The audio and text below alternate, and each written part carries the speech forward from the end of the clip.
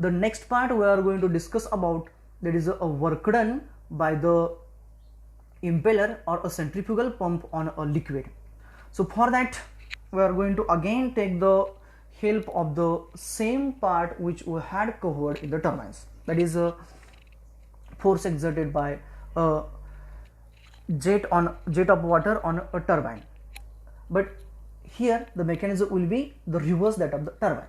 We will see that one by one. So those are the inlet and outlet velocity triangles as we have discussed in a previous slide. As we are knowing that the work done is nothing but the force into displacement. Here the work done per unit time, that is due to the rotation, and rotation is due to the tangential force, and tangential force into radius is nothing but the torque. It means that the force which is going to impart the rotation is nothing but the torque, and the product of the torque and angular velocity is nothing but the work done. We are going to discuss it about the per unit time. So the torque is nothing but the tangential force into radial distance, and tangential force is nothing but the mass into tangential velocity.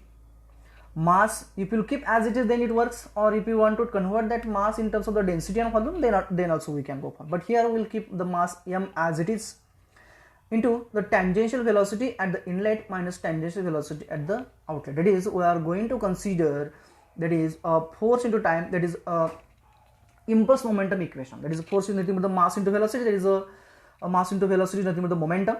So there is a change in momentum, so the mass into tangential velocity at the inlet, that is a momentum at the inlet, minus mass into velocity at the outlet is the momentum at the outlet. That is, the mass as a m into the tangential velocity at the inlet is nothing but the component of the tangential velocity at the inlet minus component of the tangential velocity at the outlet.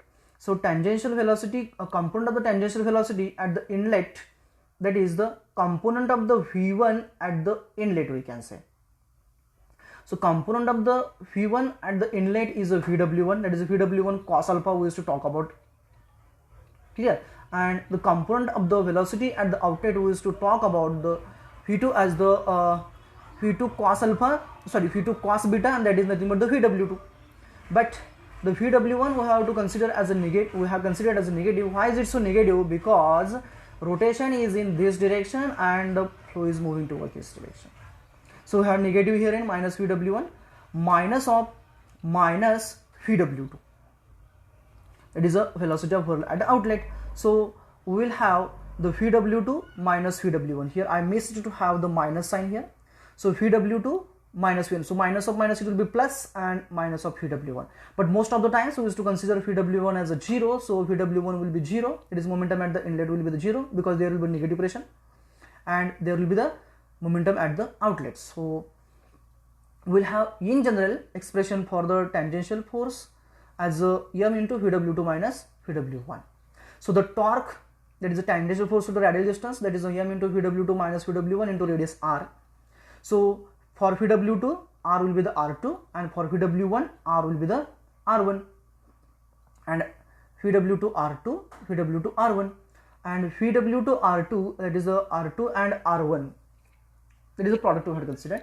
Then work done per unit time, that is nothing but the torque into angular velocity. So torque is m into VW2 r2 minus VW1 r1 into angular velocity as omega.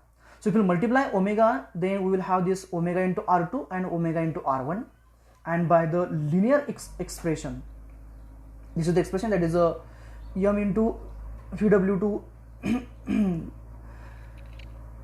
r2 into omega, r1 into omega, as r1 omega is nothing but the u1, that is tangential velocity at the inlet. That is V is equals to r omega. From that expression we used to go for. The component of the tangential velocity will be, now this will be VW1 into u1, that is r1 omega, and r2 into omega will be the u2. So expression will be m into VW2 u2 and VW1 u1. How they came here in? That is by expression of the linear velocity and angular velocity, relation between linear and angular velocity, V is equals to r omega. As number of the times VW1 used to exist 0 for the radial flow, so we will have only the work done per unit time as a m into VW2 u2. If we will convert that mass, as mass is nothing but the W is equals to mg, weight is equals to mg, so mass will be weight upon a gravity, that is a W by G, and for per unit time the work done, per unit weight work done will be only Vw2 U2 by G. So means whenever we are going to consider that the work done per unit weight of a liquid, in that case that work done is nothing but the Vw2 U2 by G, and that is nothing but the theoretical head imparted by centrifugal pump, that is a impeller. The next part now we are going to discuss is about the different heads and the efficiencies of the centrifugal pump. So different heads will be the suction head, delivery head, etc., etc. We'll discuss one by one.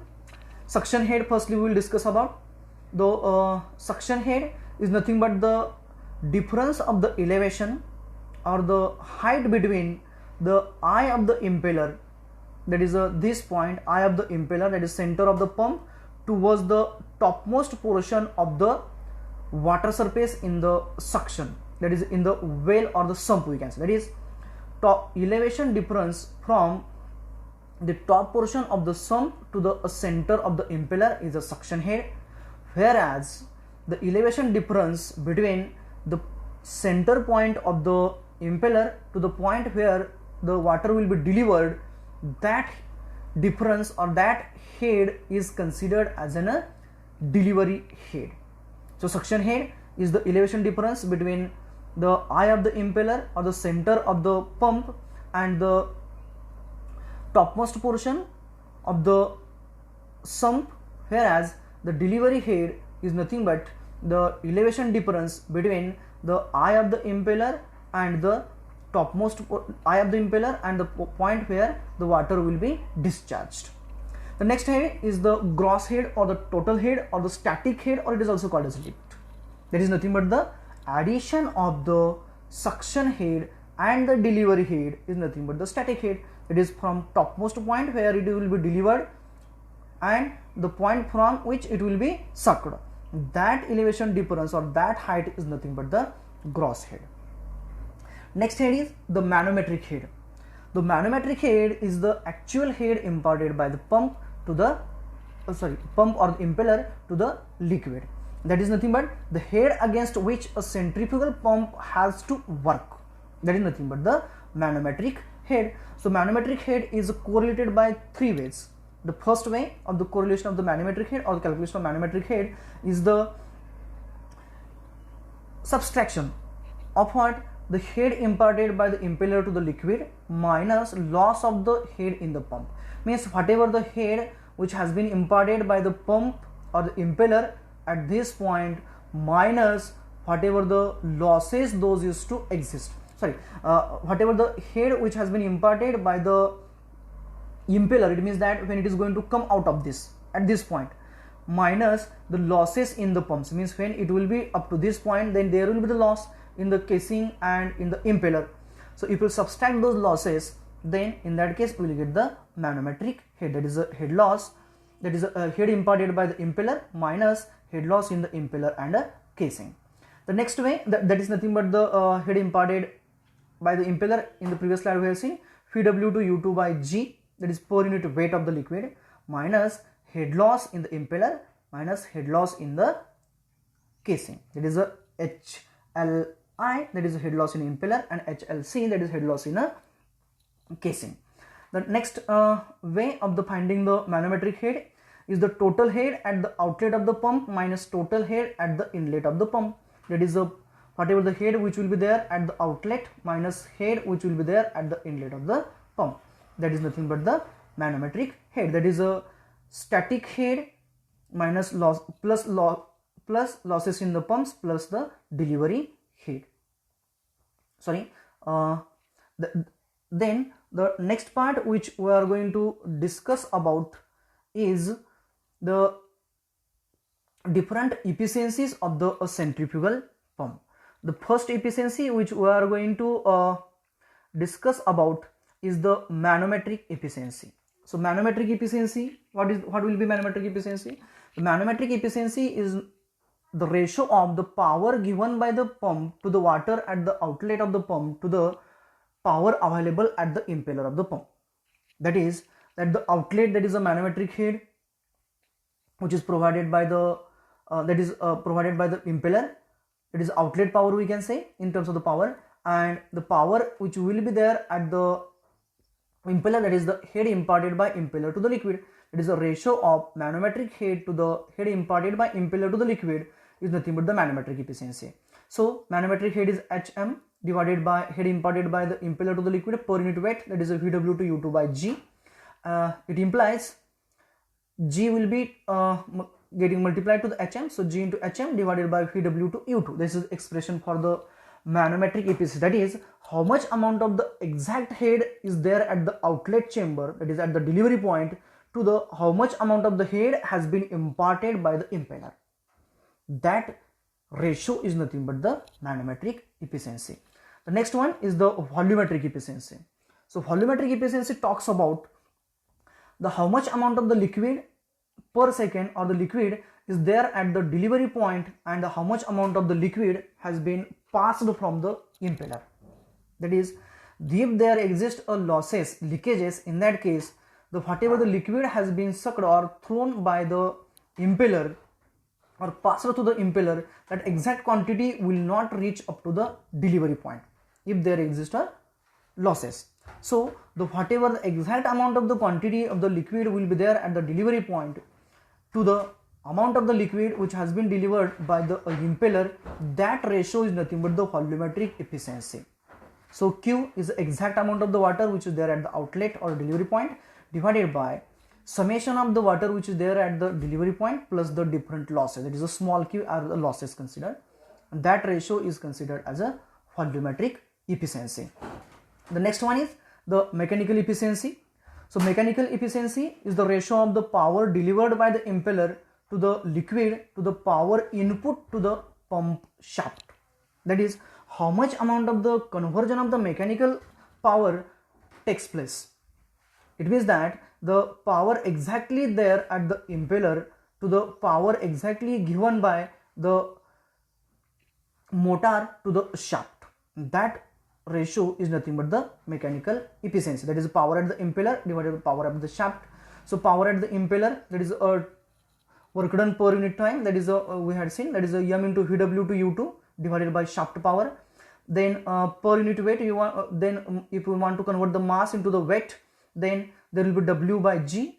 1000 I had considered here because if the shaft power is in kilowatts, then we have to consider it is a kilowatt. So having the conversion, I have divided it by 1000. This is about mechanical efficiency. Next efficiency is the overall efficiency. So overall efficiency is nothing but the ratio of the output power of the pump to the ratio of the input power to the pump. So the input power is the shaft power, whereas the output power at the pump is nothing but the power exactly, that is in terms of the pressure we can say at the outlet. So this is nothing but the outlet power at the pump will be rho GQ into H. H will be manometric, that is HM, and shaft power will be there. And if we simplify it, we used to get the overall efficiency as product of mechanical manometric efficiency, volumetric efficiency, and the mechanical efficiency. This is about the different efficiencies of the pump and different heads of the pump. The next part which we are going to discuss about, we are going to discuss the some of the numericals through along with the velocity triangles. So we'll discuss one by one. Consider the impeller of a centrifugal pump has an external diameter of 450 mm and that of the internal diameter of 200 mm, and it is running at a 1440 rpm.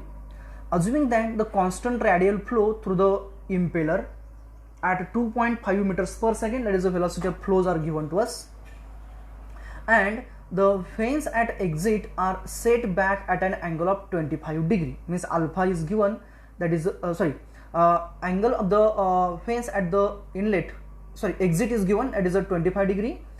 Then determine phi is given, then determine inlet fan angle, the angle made by the absolute velocity of the water at the exit with the tangent, and the work done per Newton of a water. Firstly, we will have an inlet and outlet velocity triangles. Suppose that this is a fan, a single fan we have considered of the impeller. Then as the flow is radial, so Vw2 will be 0 and V1 and Vf2 they are going to direct along the same direction. So V1 equals to Vf2, Vw1 will be 0 and angle made by this with respect to horizontal will be the 90 degree. So alpha will be 90 degree. We'll assume that this is the actual velocity, that is the relative velocity of the fluid or the liquid or water which will be with which it will be sucked inside, and angle made by it with respect to horizontal as a theta. Okay, and that is a then that the outlet, this is the relative velocity Vr2 will assume, with that is actual velocity with which the water will be thrown outside, and angle made by it with respect to horizontal will assume it as a phi. Then the velocity of the flow, it will be again radially outward, so this will be again perpendicular to the tangent. This is a Vf2, and the actual velocity with which after that the water is going to flow, that will be in the curved version. So this is a V2, and angle made by the V2, that is absolute velocity we can say, with respect to horizontal as a beta.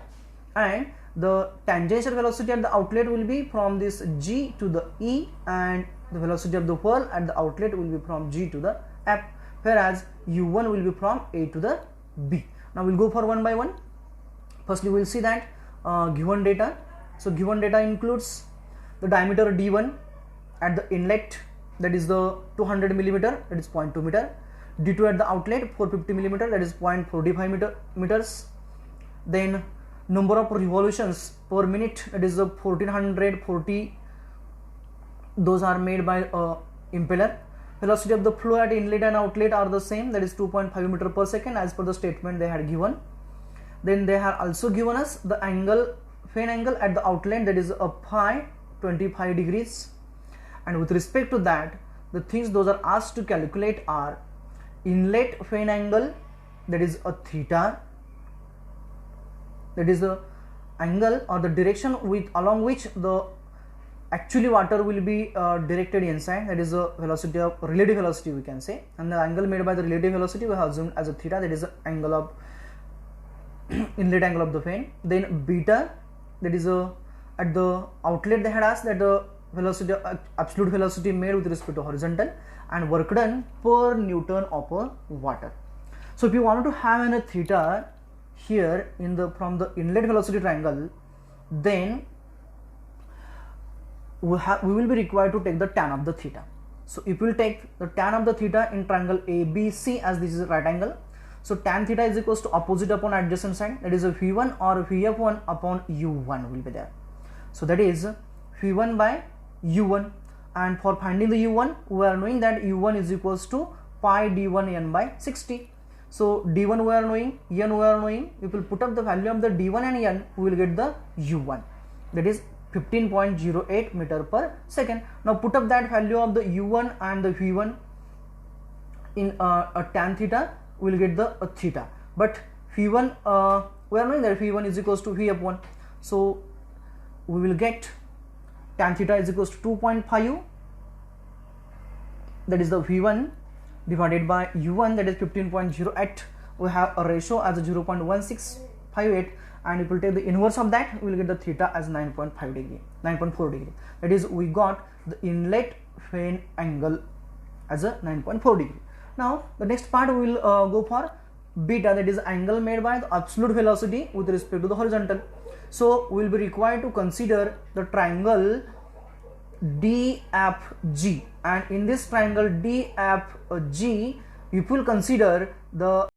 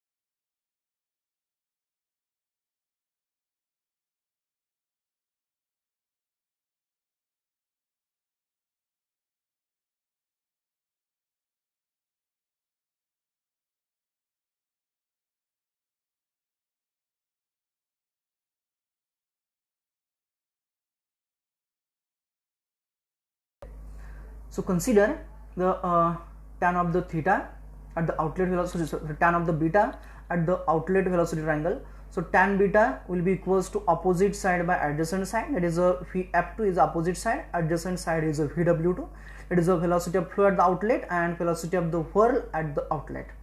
So in a triangle DFG, we are finding that DF represents the VF2 whereas GF represents the VW2. Similarly, VW2, that is a FG is equals to GE minus EF, that is GE is U2 minus EF. It means for finding the VW2 we will be required to find out the U2. So we'll discuss that how to go for EF. For EF we will take the tan of the angle in the triangle DEF. So tan phi is equals to opposite side, that is tan adjacent side upon tan that is equals to opposite side by adjacent side, that is a VF2 divided by the, sorry, here we had some mistake, that is a tan phi is equals to opposite side by adjacent side, that is a FD divided by EF. So EF will be equals to VF2 by tan phi. So in a tan phi, that is a opposite side, that is a FD, that is a representing VF2. By mistake I had here a DE. It represents a VF2 is represented here by a DF. So DF divided by EF. We want to calculate the EF. So EF will be equals to VF2 by tan phi. So VF2 by tan phi will be the equation for finding the EF, but for finding the EF we will be required to firstly find out the U2. So U2 is nothing but the pi d2n by 60. So d2 is a 0.45, n is a 1440 divided by 60, we will get the U2 as a 13.93 meters per second. So from that we will get the VW2, that is velocity of the whirl at the outlet, that is U2 minus EF. U2 is a 33.93 minus EF, that is this portion is nothing but the VF2 by tan phi. VF2 is a 2.5 divided by tan of 25. After doing a subtraction and calculations, we will get the VW2 as a 28.57 meters per second. And we want to require this VW2 for finding the beta. So the equation of the tan beta implies now tan beta is equals to 2.5 by 28.57. Its ratio is a 0.0875. So beta will be tan inverse of 0.0875. It gives a value of the beta as a 5 degree. This is about the outlet, that is angle beta. Now the work done per Newton of the water.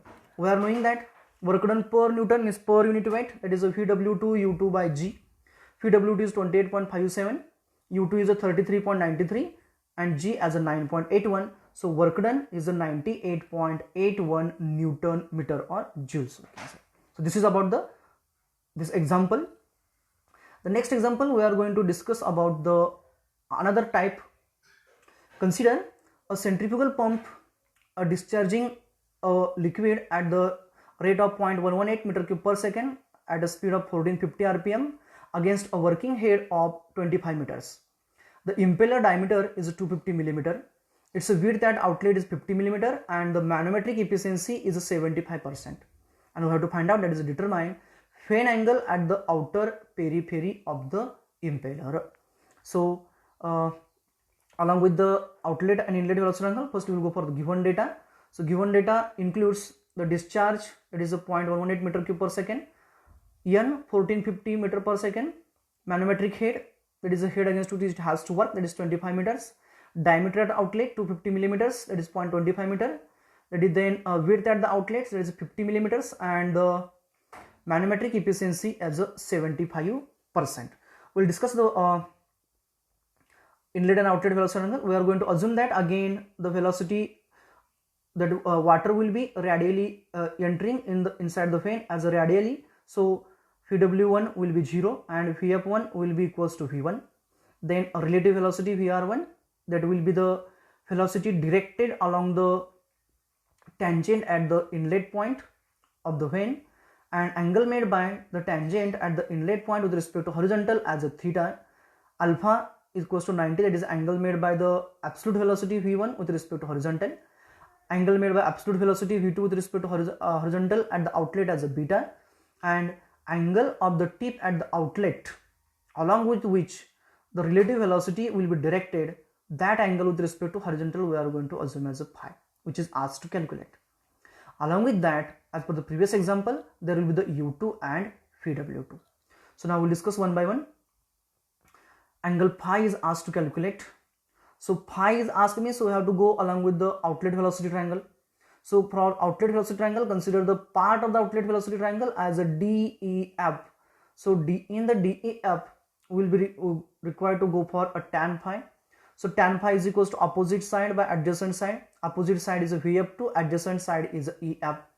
So once again we will be required to find out the EF. So EF will be nothing but the U2 minus VW2, and we will be required to again calculate the U2.